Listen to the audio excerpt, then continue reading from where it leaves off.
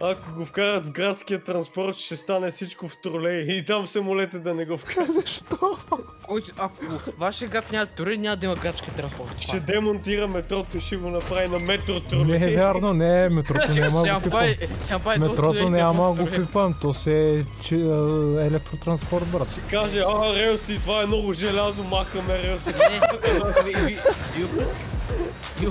И почва да ги претопява и ще ги дава на румънците. Нашите приятели румънци. Нашите приятели румънци. И знаеш кое е следващата стъпка? В градовете маха всички коли, всичко си бъде само градски транспорт, тролей. Брат, всички ще карат само тролей, брат. Ще трябва да се... Не, ще направим колите, брат, като тролея се возят по жиците, брат. Да, брат. Она снимка, помниш ли де ти я пратих с Приуса, брат, дет има жици? Ще махне двигателите на колите и ще им сложи електродвигатели с пръчки и ще се движат по жици, брат. Разбирате ли, пичове, молете се Борко да не дойде в градския транспорт.